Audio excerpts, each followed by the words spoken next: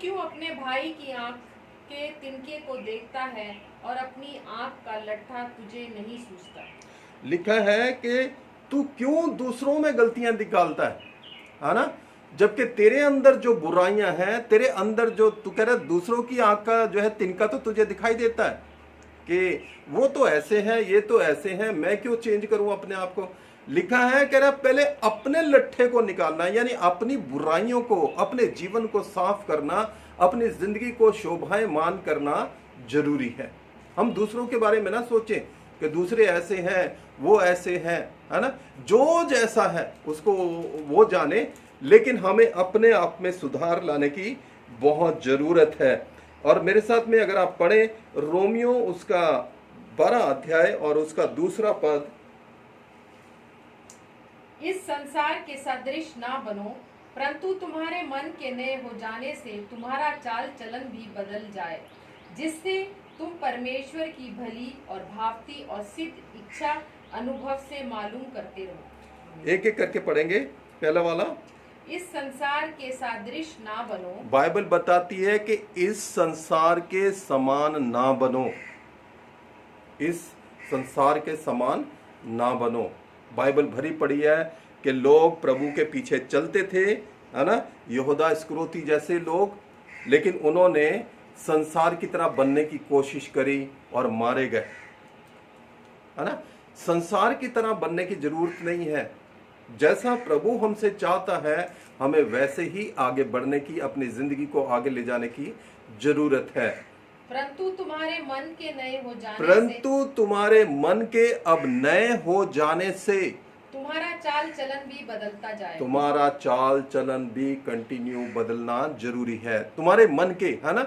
जब हम लोग प्रभु के ऊपर विश्वास करने लग गए हैं, प्रभु के पीछे चलने लग गए हैं, लेकिन अभी भी अगर हम बुराइयों में ही अपनी जिंदगी को व्यतीत करते रहे, बुराइयों में ही आगे बढ़ते चले जाएं, तो लिखा है ये अच्छी बात नहीं है।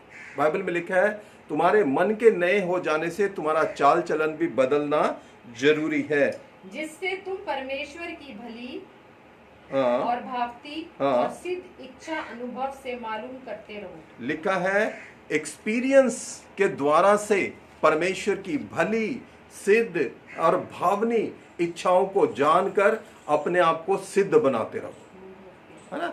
तो ये बहुत जरूरी है कि जब हम प्रभु को जानेंगे तभी हम अपने आप को सिद्ध बना सकते हैं। तो हमें प्रभु को जानने की जरूरत है। जैसे जैसे हम प्रभु को जानेंगे वैसे वैसे जो है हम चमकने लग जाएंगे, हमारा व्यवहार चेंज हो जाएगा, हमारे थॉट्स चेंज हो जाएंगे, हमारी मुंह की भाषा चेंज हो जाएगी, हमारा काम करने का तरीका चेंज हो जाएगा और हमारे अंदर में बहुत बदलाव आने लग जाएंगे। अब गुस्सा नहीं करेंगे, बल्कि हम लोग जो है बड़े पोलाइट हो जाएंगे, बड़ी अच्छी रीति से सारी चीज़ों को समझकर जो है जवाब देने वाले हो जाएंगे।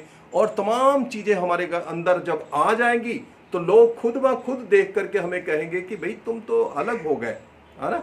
हमारे अंदर में बदलाव आने, यही जो है शाइन होना होता है। इसलिए परमेश्वर हमारे से चाहता है कि हमारे अंदर में बदलाव आने शुरू हो जाए, और जब बदलाव आएंगे तभी हम चमकने शुरू हो जाएंगे। परमेश्वर चाहता है कि हम, जैसे यहाँ पर लिखा हुआ है, सब कामों को बिना कुड़कुड़ाए और बिना विवाद के किया करें। सब कामों को, है ना? हमारी जिंदगी में अब हमारे को अगर शाइन होना है, चमकना है, हमारी भाषा को हमने अगर बदलना है, हमारी जिंदगी के तौर तरीकों को बदलना है, अगर हमने अपने बच्चों के रहन सहन को बदलना है, अगर उनके भी तौर तरीकों को बदलना है, तो बाइबल में लिखा है सब काम अब बिना कुड़कुड़ाए और बिना विवाद के किया करो, ताकि तुम निर्दोष और भोले होकर टेढ़े और हटीले लोगों के बीच में परमेश्वर के निष्कलंक संतान बने रहो। कैसे बने रह सकते हैं? भोले और बिना कुड़कुड़ाए। और लिखा हुआ है कि हटीले लोगों के बीच में हमें रहना है। वो तो रह ही रहे हैं हम लोग, चारों तरफ ऐसी दुनिया दिखाई देती है। तो इसलिए हमें पौलुस कहता है तुम जलते हुए दीपक हो, और जलते हुए दीपक को बाइबल बताती है दीवट के नीचे नहीं रखा जाता, बल्कि दीवट के ऊपर रखा जाता है ताकि उसकी रोशनी सारी जगह चमके। इसलिए बहुत जरूरी है कि परमेश्वर के वचन को हम समझें। इफिसियों की पत्री, हम एक और वचन को देखेंगे, इफिसियों की पत्री 4 अध्याय और 29वां पद। कोई गंदी बात तुम्हारे मुंह से ना निकले, कोई गंदी बात तुम्हारे मुंह से ना निकले, पर आवश्यकता के अनुसार वही निकले जो उन्नति के लिए उत्तम हो, ताकि हाँ। उसके सुनने वालों पर अनुग्रह हो। कोई बुरी बात तुम्हारे मुंह से, जुबान से ना निकले। अगर निकलेगी तो वो इसलिए निकले जिससे दूसरों की, परिवार की, लोगों की उन्नति हो, उनको अच्छा लगे, मीठा लगे, कोई बुराई ना हो उसमें। तो परमेश्वर हमारे से चाहता है कि हम इस तरह से शाइन हों, इस तरह से हम दीपक के समान चमके कि लोगों के अंदर में हमारे पिता की कोई बुराई ना जाए, या परमेश्वर के जो है लोग बुरा ना कहें। तो ये बहुत ज़रूरी है कि हम प्रभु के अच्छे बेटे और बेटियां बने। तभी तो पौलुस ये कहता है कि जिस दिन, इसमें 16वें पद में, फिलिपियों 2 उसका 16वें पद में लिखा हुआ है कि मसीह के दिन, यानी कि जिस दिन आखिरी होगा, प्रभु यीशु मसीह आएगा इस जमीन पे, तो कह रहा है कि मसीह के दिन मुझे घमंड करने का कारण हो। कौन? हम लोग जो है उसके लिए घमंड बने, है ना, कि ना मेरा दौड़ना, ना मेरा परिश्रम करना व्यर्थ हुआ। कह रहा मेरी किताबें लिखना, तुम्हारे लिए चर्च स्थापित करना, मेरा भागना, दौड़ना, कोड़े खाना, जेलों में जाना, तुम्हारे लिए मार खाना व्यर्थ ना हो। जिस दिन मसीह आए तो मैं चाहता हूं कि तुम उसके साथ में जाओ। अगर हम प्रभु के बेटे और बेटियां हैं तो हमें चमकने की जरूरत है। परमेश्वर हमें जो है दीपक बनाना चाहता है, तो बहुत जरूरी है कि हम जो है उसमें आगे बढ़ते जाएं। एक और वचन को पढ़ें,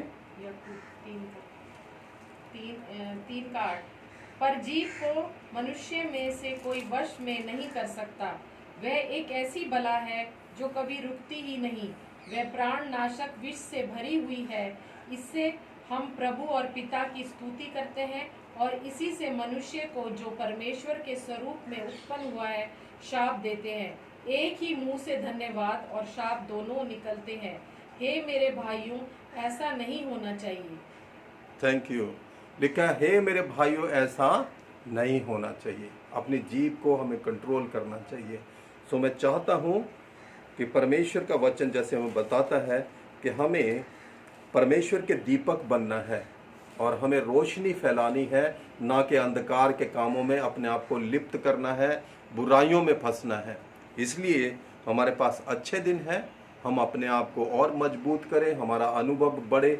हम लोगों के सामने जब जाते हैं, अपनी ड्यूटियों पे, अपने समाज में, अपने परिवार में, अपने परिवार के अंदर, बच्चों के अंदर बैठते हैं, तो हमारे द्वारा से अच्छी चीज़ें बाहर आनी चाहिए, ताकि हमारा पिता जो स्वर्ग में है उसे इज्जत मिले।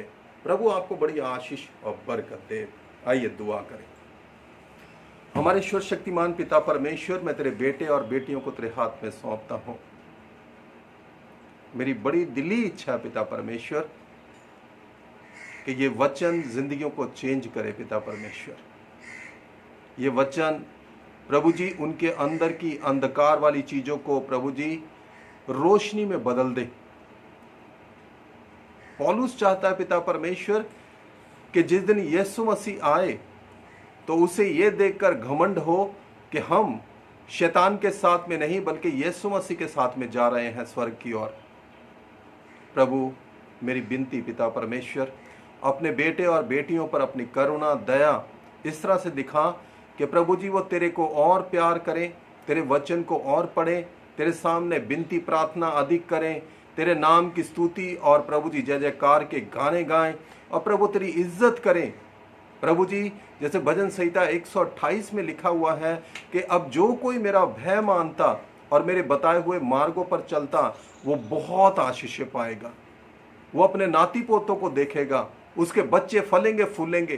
प्रभु, मैं ऐसी ही विनती करता कि प्रभु तेरे बेटे और बेटियों को प्रभु जी खूब खुशियां मिले, आनंद मिले और प्रभु कोई कोरोना, कोई तरह की महामारी उनके घर में प्रवेश न करने पाए, बल्कि प्रभु तेरी कृपा, तेरी दया से सब चंगे हो जाएं पिता परमेश्वर। मैं इस समय विशेष कर प्रार्थना करता हूं प्रभु जी गौरव के लिए पिता परमेश्वर, अपने बेटे को हमेशा प्रभु आशीष बरकत और खुशी वाला जीवन देना प्रभु, सुरक्षित जीवन देना। मैं प्रार्थना करता हूं प्रभु जी इसी प्रकार से राजा के लिए पिता परमेश्वर, वो प्रभु जी हमेशा बचाया जाए, खुश रहे, तंदुरुस्ती प्राप्त करे और तेरे में बढ़ता चला जाए प्रभु जी। मैं प्रियंका के लिए प्रार्थना करता, निरंतर तेरी आशीष उस बेटी के साथ में बनी रहे और वो आगे बढ़े। मैं प्रार्थना करता हूं हमारे तमाम प्रभु चर्च के जवान बच्चों के लिए, सबको आशीष और बरकत दे प्रभु। मैं प्रार्थना करता हूं प्रभु जी तमाम बीमारों के लिए, विशेषकर प्रभु जी राजवेंद्र के लिए पिता परमेश्वर। प्रभु जी जब वो लुधियाना में हॉस्पिटल में है, ओ प्रभु हमने दुआ मांगी है प्रभु, तेरे सामने इस बात को रखा है प्रभु जी कि वो ठीक होकर अपने बच्चों के बीच में जाएगा, तो होने देना पिता परमेश्वर कि ये गवाही बन जाए पिता परमेश्वर। मैं प्रार्थना करता हूं मनीष के परिवार के लिए, मम्मी के लिए विशेषकर यीशु मसीह छूकर उनको चंगा कर दे।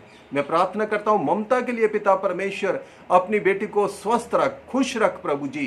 प्रभु जी मैं प्रार्थना करता हूं इसी प्रकार जॉनी के पापा के लिए, उनको प्रभु निरंतर प्रभु जी अपनी आशीषों और बरकतों के नीचे रख प्रभु, वो शिफा प्राप्त करें और हमेशा प्रभु बने रहें प्रभु, हमारे चर्च के तमाम लोगों के साथ में हो।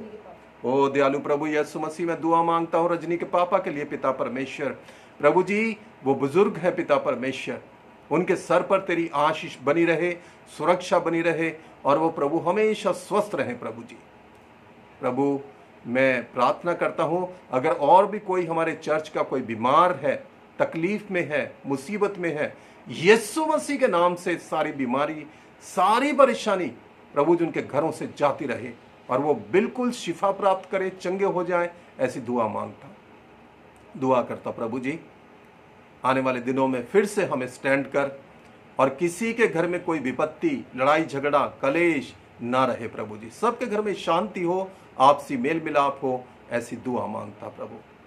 मैं जानता हूं प्रभु तू जल्दी आने वाला है, इसलिए प्रभु जी ये सारी महामारियां दिखाई देती हैं प्रभु जी। मैं प्रार्थना करता हूं हम सब पे, सबके सरों पर तेरी आशीष और बरकत बनी रहे प्रभु। एक बार फिर बड़े धन्यवाद के साथ तमाम बच्चों को प्रभु तेरे बेटे बेटियों को तेरे हाथ में सौंप देता और बड़ी ही दया के साथ इस विनती को तेरे ही बेटे हमारे मुंजी प्रभु यीशु मसीह के नाम से होकर मांगता हूँ, सुने और कबूल कर लें, आमीन।